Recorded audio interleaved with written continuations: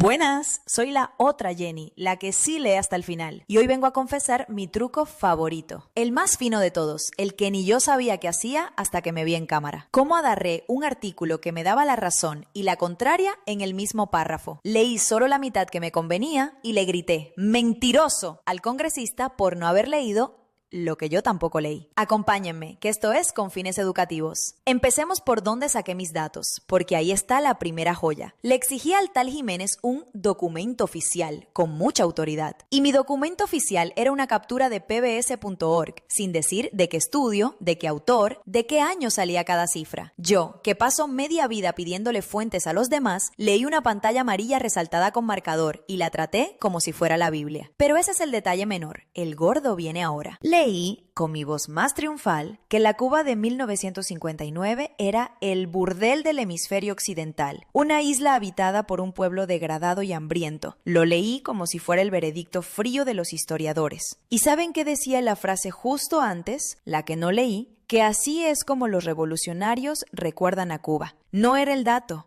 Era la memoria de los partidarios de Fidel. Tomé la propaganda del castrismo, la que el propio artículo marca como punto de vista de un bando, y la canté como ciencia. Le puse a la voz del régimen el uniforme de la objetividad. Es decir, para refutar al exiliado, le leí en la cara lo que dicen de Cuba los que hicieron la revolución, fingiendo que lo decía PBS. Pero esperen que aquí me supero a mí misma. Esa misma frase que leí a medias, la del burdel, empezaba diciendo que Cuba no era ni el paraíso ni el infierno, y terminaba diciendo que, más bien, Cuba fue uno de los países más avanzados y exitosos de América Latina. Mi propio documento decía las dos cosas. Yo leí la mitad fea y enterré la mitad que le daba la razón al congresista. El mismo párrafo, cariño, no dos fuentes distintas. El mismo párrafo, partido por la mitad con mi marcador amarillo, quedándome con el lado que mordía y tapando el lado que me desmentía. Y cuando el documento se ponía tosudo y elogiaba a Cuba, yo me ponía brava. Leí que Cuba tenía la mayor proporción de camas de hospital de toda América Latina. Y reaccioné. No, esto me está diciendo mentira. ¿Cómo es posible? Ahí mismo, en vivo, lo confesé sin querer. A mi fuente le creo cuando acusa y la llamo mentirosa cuando elogia. El mismo PBS es sagrado en el renglón del analfabetismo y embustero en el renglón de los hospitales. No leo un documento, lo ordeño. Saco la leche que me sirve y a la vaca que me da la otra leche la mando a callar. Después hice mi numerito preferido, el del dato rural disfrazado de dato nacional. Leí que el 86% del parasitismo, que solo 11 de cada 100 familias agrícolas bebían leche, que la mortalidad infantil rural era altísima. Todo cierto, todo del campo, todo marcado por el propio texto como la brecha entre la ciudad y el campo. ¿Y yo qué hice? Borré la palabra rural y lo convertí en el retrato de Cuba entera. Agarré el rincón más pobre de la isla y lo pinté como si fuera La Habana, Santiago y todo lo demás. Es como describir a Estados Unidos enseñando solo la peor barriada y diciendo esto es el país. Tomo el pedazo y lo hago el todo, porque el todo no me cabía en el guión.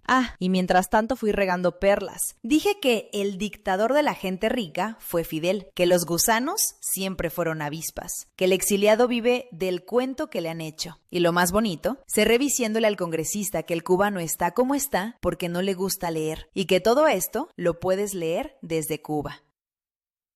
Yo, diciéndole a otro que no lee. Yo, que acababa de leer un artículo hasta exactamente la línea donde dejaba de darme la razón y ni un renglón más. El analfabeto funcional no era el que yo señalaba, era la que leía en voz alta saltándose las frases incómodas, que es una forma peor de no leer, porque al menos el que no lee no finge que leyó. Hagamos cuentas, ya que soy contadora. Para refutar a un hombre que quizás exageró su segundo nivel de vida del hemisferio, no le corregí el dato con contexto, le tiré encima el dato contrario, igual de descontextualizado. Él dijo todo era maravilloso. Yo dije todo era un burdel hambriento. Los dos mentimos por la mitad, solo que yo lo hice con marcador amarillo y voz de maestra, donde había que decir fue las dos cosas, avanzada y profundamente desigual. Yo elegí una, como elijo siempre, porque mi cabeza no sabe sostener dos verdades a la vez si una le estorba al bando. Y esa, mi amor, es la lección de hoy, que sí fue educativa. Aprendiste a ver cómo se fabrica una verdad a media página, cómo se toma la voz de un bando y se vende como dato, cómo se parte un párrafo justo por donde conviene, cómo se asciende lo rural a nacional y cómo al final se le dice lee más al otro con la boca todavía llena de las frases que uno se saltó. Chaito.